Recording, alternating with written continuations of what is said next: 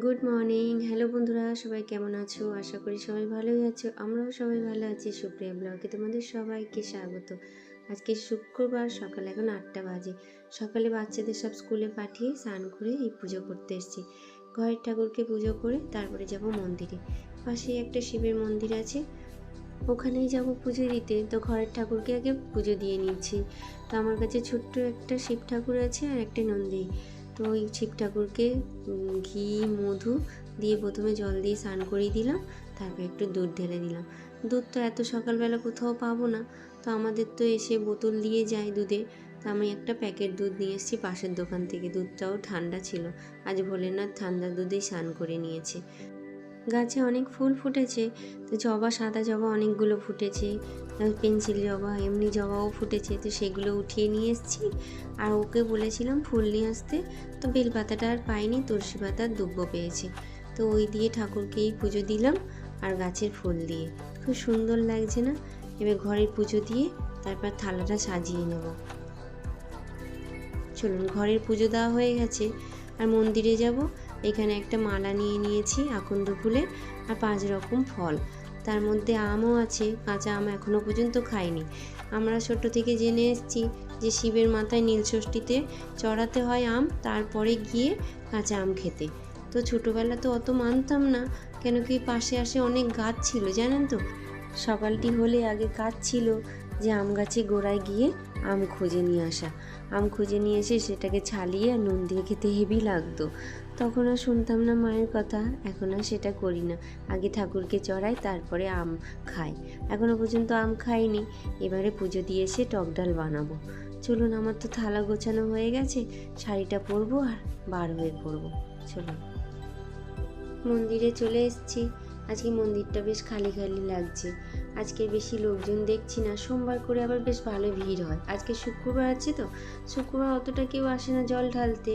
আর এখন তো নবরাত্রিও চলছে, আবার ছটও আজ থেকে শুরু হলো। ওই জন্য চারিদিকে ছটের গানও চলছে, আর সকাল থেকেই নবরাত্রির পুজোও হচ্ছে। বাস, আমি একটু হাত পাটা ধুয়ে নিই, দিয়ে আর ভিতরে যাই, পুজো করে তারপর বাড়ি যাব। আর কদিন পরেই পয়লা বৈশাখ, কদিন মানে আর একদিন পরেই পয়লা বৈশাখ। বাচ্চাদের জন্য কিছু কেনা হয়নি। ভাবছি আজকের বিকেলবেলা একটু বাচ্চাদের জন্য কিছু কিনে নিয়ে আসবো। নতুন বছরে নতুন জামা কাপড় না পরলে বাচ্চাগুলোরও কেমন লাগে। এখানে তো অতটা বোঝা যায় না, তাও হলেও বাস আমরা বার হয়ে পড়েছি। ওই যাবো বলে জামা কাপড় কিনতে হাজব্যান্ড ওর দোকান থেকে চলে এসছে। এখন রাত 8টা বাজে। সামনেটা ঘুটঘুটে অন্ধকার, দেখুন লাইটটাও জ্বালানো হয়নি, বাইরের অন্ধকার হয়ে রয়েছে। চলুন যাওয়া যাক। আজকে মন্দিরে কি অঘটনটা না ঘটে যাচ্ছিল। একটা আন্টি শিবের মাথায় জল ঢালছিল, আর এই সাইড দিয়ে নিচে প্রদীপ দেওয়া ছিল, আঁচলটা পুরো ধরে উঠেছে।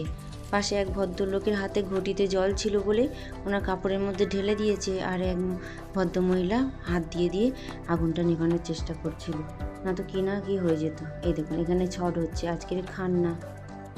ছট আর নবরাত্রি তো বছরে দুবার হয়, একটা চৈত্র মাসে হয়, আর এক হচ্ছে কি নভেম্বরে হচ্ছে ছট হয়, আর অক্টোবরে হচ্ছে কি নবরাত্রি হয় দুর্গা পুজোর সময়।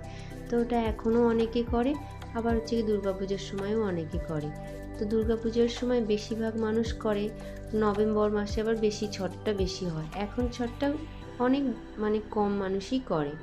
যাই হোক, এরাও দেখেছিলাম নভেম্বর মাসে ছট করেছিল, তা এখনও দেখছি যে ছট করেছে, দুবারও অনেকে করে। বাস আমরা কথা বলতে বলতে রোডে চলে এসেছি। রোডে মেন রোডটা একটু অন্ধকার অন্ধকার, এই রোডটা পার হলেই মেন রোড। এই রাস্তাগুলোই ঘুটঘুটে অন্ধকার, কোনো পোস্টারেও লাইট নেই। যে গাড়িগুলো আসছে ওই লাইটগুলোতে পেতে রাস্তাগুলো একটু লাইট লাইট হচ্ছে, না তো দেখুন পুরো অন্ধকার। এই যে মেন রোড এসে গেছে সামনে। মেন রোডটা টপকালেই বাজার কলকাতা। কোনো কিছু নেওয়ার হলে এখানেই চলে আসি, কাছাকাছি তো, বেশি দূর যেতে হয় না। আর ওর দোকানটা ঠিক ওর পাশেই, বাজার কলকাতার পাশে ওর দোকান। তো দোকানটা শাটারটা ফেলে আমাদের নিতে এসছে, বলো তোমাদেরকে ছেড়ে দেবো, তোমরা যতক্ষণ পারো শপিং করে নিও, তারপরে যাওয়ার সময় একসাথে 4 জনে চলে যাব। তো বেটুকেও বললো আমি নিয়ে চলে যাবো, না তো তোমাদের শপিং করতে দেবে না, ও তো সারা মলটাকেই ঘুরতে থাকবে। চলুন, রাস্তাটা টপকালেই ওপারেই বাজার কলকাতা। চলুন ওই সাইডে যাই, গিয়ে ও নামিয়ে দেবে। ও নামিয়ে দিয়ে বললো আমি চলে যাবো, তোমরা বাজার করে নিও। আর সামনেই না এই ফুচকার দোকানটা বসে, খুব সেল হয়, এত সুন্দর বানায়, 3 রকম টক ঝাল বানায়। আজকে তো খেতে পারবো না, আজকে ফাস্টিং রয়েছে। দেখতে দেখতে চলে এলাম, মুখে জল এনে লাভ নেই, আজকে খেতে পারবো না, অন্য কোনো দিন এসে খেয়ে যাব। নিচেটায় পুরো jeans, T shirt, shirt, jeans সব কিছু নিচেটা আছে। ওটা এসে পরে যাওয়ার সময় বিল করার সময় দেখে নেবো হাজব্যান্ডের জন্য একটা। আগে ছোটোদের সেকশানে এসছি, এটা ফার্স্ট ফ্লোরে রয়েছে, এখানে মেয়েদেরও আছে ছেলেদেরও আছে। বাবা এটা বললাম তুই চুজ কর ওদিকে, এখানে বেটুরটা আগে দেখে নিই। তো এখানে বেশ দেখছিলাম খুব সুন্দর সুন্দর প্যান্টও এসছে, এখন গরমকাল পড়ে গেছে তো গরমে এই জামা কাপড় খুব সুন্দর সুন্দর এসছে। আর এখন সেল চলছে, চৈত্র সেল, বেশ ভালো অফার দিয়েছে টি শার্টগুলো, প্যান্টগুলো, এগুলো বাবাইয়ের জন্য দেখছিলাম। বাবাই বললো আমি এগুলো এখন নেবো না, অন্য কিছু দেখবে। তো আমার ইয়েলোটা খুব পছন্দ এসেছিলো, 200 টাকার মধ্যে, বেশ ভালো ছিল। আগেরবার এখান দিয়ে নিয়েছিলাম, এই কিছুদিন আগে এসে নিয়ে গেছিলাম 2টো করে টি শার্ট বাড়ি যাওয়ার আগে। তো এখন এই পয়লা বৈশাখের জন্যই নিতে এসেছি। এই টি শার্টটা আমার পছন্দ এসছে, বাবাই বললাম আমি ইয়েলো কালার নেব না, তো আমি নিয়ে রেখেছি, অন্য কালার যদি ও পছন্দ করে তখন আর ওটা নেব না। এর মধ্যে এই কাপড়গুলো কি সুন্দর লাগছে দেখুন, কত রকমের, বেশ ভালো লাগছিল, কিন্তু ওর সাইজের পেলাম না। ওর চেয়ে বড়ো সাইজ আছে, ওর চেয়ে আবার ছোটো সাইজ, দেখতে বেশ সুন্দর লাগছে। আর এখন এই টি শার্টগুলোর মধ্যে সব ওই কার্টুন দেখে, কার্টুনের সব ইয়েগুলো রাখা, মুখগুলো আঁকা সব কিছু, ওর আবার ওইগুলো পছন্দ এসছে। তো ওর মধ্যে থেকেই একটা টি শার্ট নিল, আর এটা বেটুর জন্য নিয়েছি, আর একটা ট্রাউজার নিয়েছি বাবাইয়ের। বাসায় বেটুর জন্য একটা পুরো সেট নিয়েছি। দাঁড়ান, এখানে বেশ কম দামের মধ্যে রয়েছে, 150 টাকার মধ্যে 2টো টি শার্ট তুলে নিই বেটুর, এখন স্কুলে যাচ্ছে তো, স্কুলের জন্য হালকা হালকা টি শার্টগুলো বেশ ভালো লাগে। তো ওখান থেকে 2টো মতন টি শার্ট নিয়ে নিয়েছি বেটুর। চলুন, এই দেখুন মেয়েদের কত রকমের ড্রেস, দেখে লাভ নেই, চলুন নিচে যাই।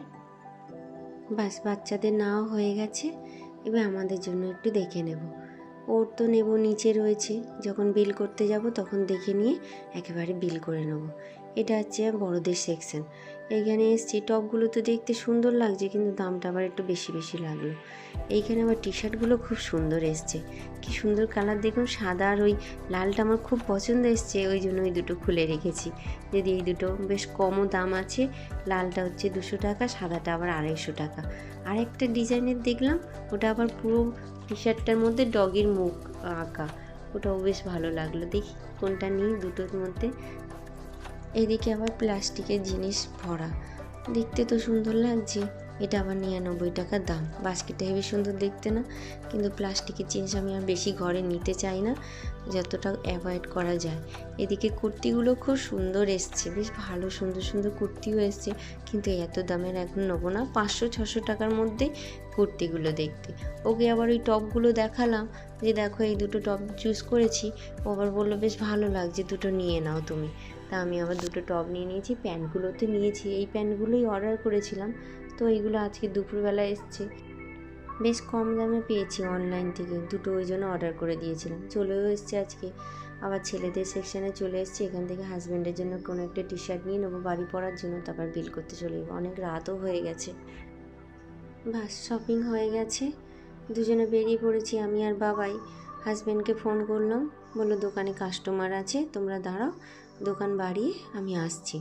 তো আমরা দাঁড়াইনি, আমরা হাঁটতে হাঁটতে ওর দোকানের দিকেই যাচ্ছি, কাছেই তো দোকান, বাস কিছুক্ষণ লাগবে। এই যে এসে গেছি, দোকান সামনে, আর এই পাশে ওর মিষ্টির দোকান। বেটু এই দোকানে এলে কতক্ষণ যে আইসক্রিম খাবে সেই ধান্দায় থাকে। 3খানা আইসক্রিম খাওয়া হয়ে গেছে, আমি আসতে আবার হাত ধরে টেনে নিয়ে এসছে যে আইসক্রিম খাবো মা চলো। তো এই দুজনে 2খানা আইসক্রিম নিয়েছে, চলুন আইসক্রিম খেয়ে নিলে বাড়ির দিকে যাব। তাহলে ভিডিওটা এখানেই শেষ করছি, সবাই ভালো থাকবেন, সুস্থ থাকবেন, নিজেদের খেয়াল রাখবেন। ভিডিওটা ভালো লাগলে অবশ্যই একটা লাইক করবেন। ভালো, কটা আইসক্রিম খাওয়া হলো? 3টে, ভেরি গুড।